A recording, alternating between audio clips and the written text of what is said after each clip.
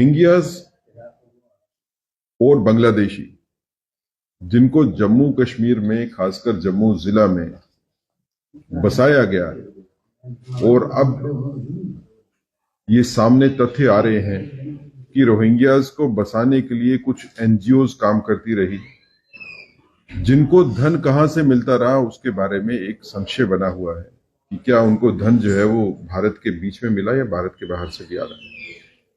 कुछ कार्रवाई तो हुई है, लेकिन भारतीय जनता पार्टी को लगता है कि ये पूरी एक कॉन्स्पिरेसी के तहत रोहिंग्यास को और बांग्लादेशीज को जम्मू में, जहां से इंटरनेशनल बॉर्डर जो है थोड़ी ही दूर है, वहां पे बसाया गया। तो इसके बारे में एक विस्तृत इन्वेस्टिगेशन होने की जरूरत है। कौन से लोग थे जिन्होंने रोहिंग्यास को लाके जम्मू में बसाया था? कौन से लोग थे जिन्होंने काम किया कि रोहिंग्यास यहां पे आके सरकारी जगहों के ऊपर घर बना सके, उनके घरों को बिजली के कनेक्शन, पानी के कनेक्शन दिए गए, आधार कार्ड दिए गए, यहां तक कि उन रोहिंग्यास ने वोट भी डाले लोकल इलेक्शंस में। ये भी तथ्य सामने आए। ये वही लोग हैं जो 370 की वकालत करते रहे, जो ये कहते रहे हैं कि भारतवासी जम्मू कश्मीर में नहीं बसेंगे। जो जम्मू कश्मीर भारत का ही हिस्सा है, भारतवासी भारत के हिस्से में नहीं बस सकते, लेकिन भारत के बाहर के रहने वाले जो इलीगल इमिग्रेंट्स हैं, जिनसे देश की सुरक्षा को भी एक बड़ा चैलेंज है, खतरा है, उनको बसाने के लिए इन लोगों ने एक राजनीतिक साजिश के तहत काम किया और इन लोगों को लाके अपने वोट बनाने के चक्कर में यहां पे बसाया। Bharatiya Janata party LG administration से ये रिक्वेस्ट करेगी, क्योंकि होम जो है वो एलजी एडमिनिस्ट्रेशन के पास है, एलजी साहब के पास है। हम ये रिक्वेस्ट करेंगे कि इसमें सीबीआई एक एफआईआर लिखे और उन सर्कमस्टांसेस के बारे में, उस घटना चक्र के बारे में एक व्यापक तौर के ऊपर इन्वेस्टिगेशन हो, जिसमें ये तथ्य सामने आए कि कौन से लोग थे जो रोहिंग्यास को यहां पे लाके बसाने में रिस्पॉन्सिबल हैं, और उन लोगों के खिलाफ कड़ी से कड़ी कार्रवाई होनी चाहिए, एफआईआर लगनी चाहिए, मुकदमे उनके ऊपर चलने चाहिए, और देश को भी पता चलना चाहिए कि देश के विरोध में काम करने वाली ताकतें कौन सी हैं, कौन से लोग थे जिन्होंने देश के हित के आगे अपने राजनीतिक स्वार्थ को रखा। भारतीय जनता पार्टी यह भी कहना चाहती है कि रोहिंग्यास जिनको जम्मू में लाके बसाया गया और जिनकी बस्तियां हैं जम्मू शहर के बीच में, इनको जम्मू से बाहर खदेड़ना चाहिए, बल्कि इनको डिपोर्ट करना चाहिए ताकि अपने अपने देश में वापस जा सके। कोई दूसरे देश से आके भारत में बसने के लिए आवेदन देता है और उस आवेदन के तहत जो है कहीं कोई यहां पे आता है, तो वो एक अलग से बात है, लेकिन चोरी छिपे भारत की धरती के ऊपर आके बसना, और फिर आप अगर पिछले कुछ तथ्यों को देखें तो इन लोगों की इन्वॉल्वमेंट जो है वो यहां पे लोकल क्राइम्स में भी है, ड्रग्स में भी इनकी इन्वॉल्वमेंट है, और इनके बारे में ये भी है कि इनकी इन्वॉल्वमेंट जो है वो क्रॉस बॉर्डर टेररिज्म में भी इनकी इन्वॉल्वमेंट रही है। लेकिन किसी ना किसी तरीके से ये सब ठंडे बस्ते में डाला जाता रहा है। रोहिंग्यास को लाना यहां पे जम्मू कश्मीर में तकरीबन उसी वक्त शुरू हुआ जब यहां पे मिलिटेंसी की शुरुआत हुई 90s के शुरू में। तो एक इतनी बड़ी जो साजिश है, इसको बेनकाब करने के लिए सीबीआई की इन्वेस्टिगेशन की जरूरत है, और उन सभी ताकतों को सामने लाने के लिए और उनकी प्रोसिक्यूशन करने के लिए भारतीय जनता पार्टी कटिबद्ध है। हम ये दरख्वास्त करते हैं एलजी साहब से भी कि इन तथ्यों का संज्ञान लेते हुए इस पे कड़ी से कड़ी कार्रवाई होनी चाहिए, और जो ताकतें रोहिंग्यास को सपोर्ट करती हैं, ये इलीगल इमिग्रेंट रोहिंग्यास भी होंगे और उसमें कुछ बांग्लादेशीज भी हैं, जो इनको सपोर्ट करती हैं सिर्फ धर्म के नाम के ऊपर, कि वो एक धर्म विशेष से संबंध रखते हैं। भारतीय जनता पार्टी समझती है कि ऐसी ताकतें राष्ट्र विरोधी ताकतें। जी सेठी साहब, अभी देखा गया कि सरकार ने जो बिजली कनेक्शन और पानी कनेक्शन के काटे, उसके बाद दोबारा से जो जावेद राणा ने कहा कि पानी की सप्लाई शुरू कर दी जाए ह्यूमैनिटेरियन जेस्चर को देखते हुए, उसको कैसे देखते हैं? देखिए, मैं ये पूछना चाहता हूं जावेद साहब से भी और एनसी गवर्नमेंट से भी कि क्या आप कानून के हिसाब से चलेंगे या कानून आपके लिए मैटर नहीं करता है? जम्मू कश्मीर में कानून है, उस कानून के तहत अगर आपने पानी का कनेक्शन लेना है, बिजली का कनेक्शन लेना है, तो आपको डोमिसाइल सर्टिफिकेट की जरूरत है। आपको लीगल पोजीशन तो बताना है ना कि आपके पास जगह का लीगल पोजीशन है। आप लीगल पोजीशन किसी के पास नहीं है, आप उसको कैसे पानी का कनेक्शन और कैसे बिजली का कनेक्शन देते हो? और ह्यूमैनिटेरियन ग्राउंड के बीच में अगर आप बात करते हो तो यूनाइटेड नेशन चार्टर है, उस चार्टर के हिसाब से डिसाइड होता है कि किसको लीगल एसएलएम मिला है। ये सर इलीगल इमिग्रेंट्स हैं। इलीगल इमिग्रेंट्स को कोई जस्टिफिकेशन नहीं है गवर्नमेंट की साइड से बिजली के कनेक्शन, पानी के कनेक्शन देने की। इनको अपनी धरती से बाहर निकालना जो है अपनी सुरक्षा के लिए भी जरूरी है। आपके अपने कामकाज, एक तरफ से आप कहते हो कि आपके यूथ को नौकरी नहीं है, काम नहीं है, दूसरी तरह से जो आपके यूथ काम करने की जो ताकत है उनकी रोहिंग्याज और बांग्लादेशीज में बांटना चाहते हो। सिर्फ अगर मैं ये पूछना चाहता हूं कि अगर ये बांग्लादेशी, अगर ये रोहिंग्याज और बांग्लादेशी जो है ये किसी और धर्म से होते तो क्या जावेद राणा साहब का यही व्यू होता? ये बिल्कुल नहीं होता।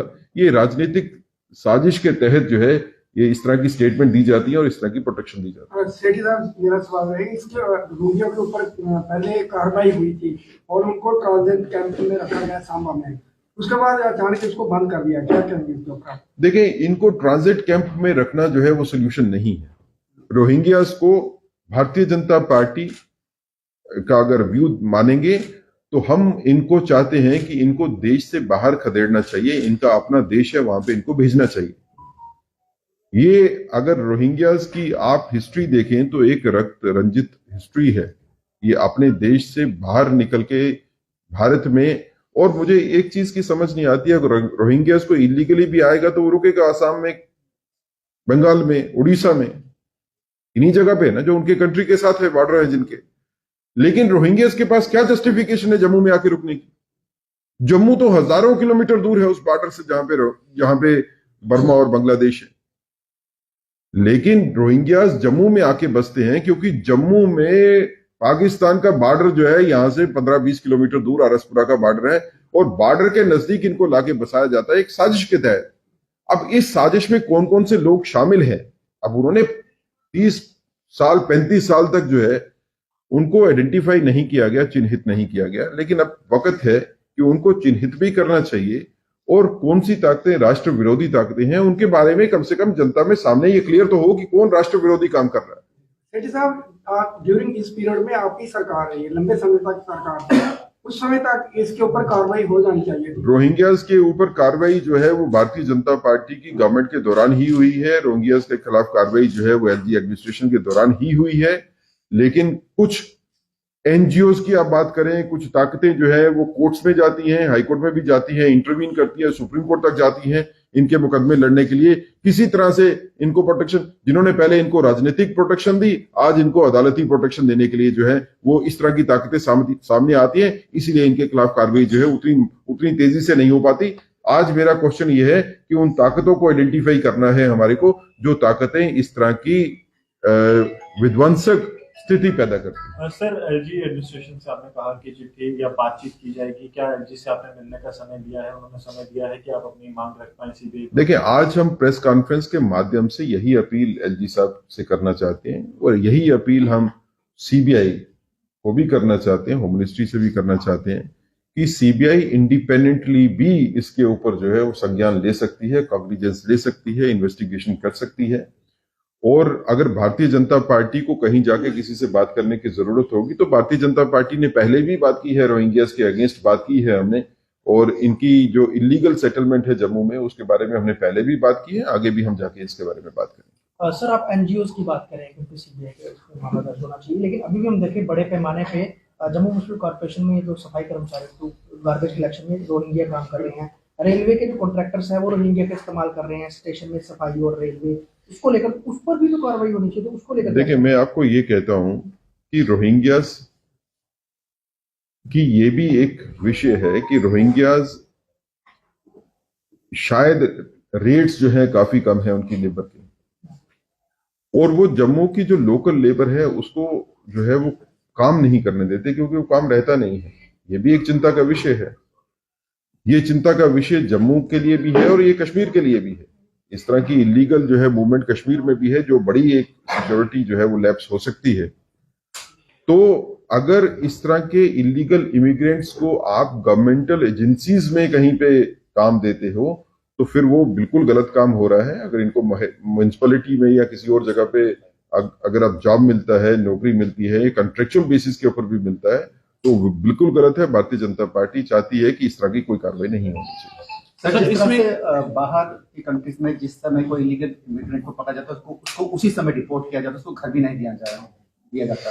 तो क्या हमारे देश में कुछ ऐसे रूल्स हैं जिसकी वजह से हमें उनको ट्रांजिट कैंप में रखना पड़ता है ताकि वो हमारे देश में रहें? क्या ऐसा कोई रूल है कि उसी डायरेक्ट डिपोर्ट किया जा सके? देखिए, ऐसा है कि कोई बॉर्डर से अगर कोई क्रॉस करता है, जब वो बॉर्डर से पकड़ा जाता है तो उसको उसी टाइम पे डिपोर्ट बैक किया जाता है।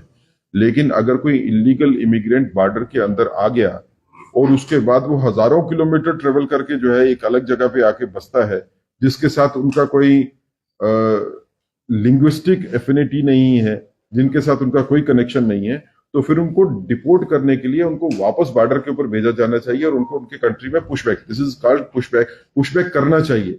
अब उसके लिए जब हम पुशबैक करने की बात करते हैं, जब हम उनको उठा के जो है वो बस्तियों से कैंप्स में लेके जाते हैं ताकि वहां से आगे वो जा सके, तो कौन सी ताकतें हैं जो अदालतों में जाके स्टे ले लेती हैं इस चीज के ऊपर? कौन सी ताकतें हैं जो यूनाइटेड नेशंस की दुहाई देती हैं? कौन सी ताकतें जो ह्यूमन राइट्स की बात करती हैं? आप अपने, जब आपके आदमी मरते हैं, किश्तवाड़, डोडा में, कश्मीर में कितने निहत्ते जो है उनको उग्रवादी मार देते हैं, उनके बारे में ह्यूमन राइट की बात कोई नहीं करता। विक्टिम्स की ह्यूमन राइट की बात नहीं करेंगे। लेकिन जो इलीगली बाहर वाले कंट्री से आके यहाँ पे भारत में आके बसते हैं और जम्मू कश्मीर में आके बसते हैं, उनके ह्यूमन राइट्स की बात करने के लिए सारे आगे जाते हैं।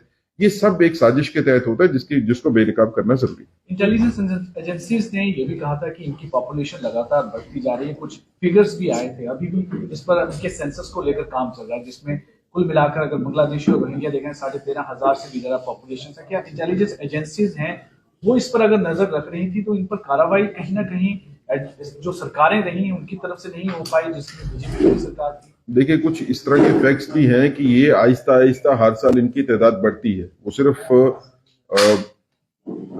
आबादी बढ़ाने से नहीं होगा, खाली बच्चे पैदा करने से नहीं, बल्कि और इलीगल जो है तरीके से रोहिंग्यास यहाँ पे आते हैं, क्योंकि उनकी यहाँ पे बस्तियां बनी हुई हैं, एनजीओज है जो उनके लिए काम करती हैं, उनको खाने पीने की सुविधाएं हैं, मकान बना के देते हैं, उनको नौकरियां वगैरह उनकी करवाते हैं। तो इस तरह के माहौल में और लोग जो आके यहाँ पे बसते हैं, लेकिन कुल मिला के ये एक सुरक्षा को खतरा भी है और डेमोग्राफिक चेंजेस लाने की जम्मू में जो है उसकी भी कोशिश है। ये रोहिंग्यास किसका वोट बैंक थे? अब ये इन लोगों को वोट का राइट कहाँ? आप कहते थे कि नॉन स्टेट सब्जेक्ट जो है उनको वोट का राइट नहीं मिलना चाहिए, लेकिन रोहिंग्यास जो आते हैं उन्होंने वोट भी डाले। मैं कितने एग्जांपल्स आपको दे सकता हूं, जब इन्हीं रोहिंग्यास ने जो है वो म्युनिसिपैलिटी के इलेक्शन में भी इन्होंने वोट डाले, बाकी इलेक्शंस में भी इन्होंने वोट डाले। वो किसका वोट बैंक थे? किन्होंने लाके इनको बसाया, अपना वोट बैंक बनाने की कोशिश की? राजनीतिक साजिश के तहत इनको बेनकाब करना जो है वो जरूरी है।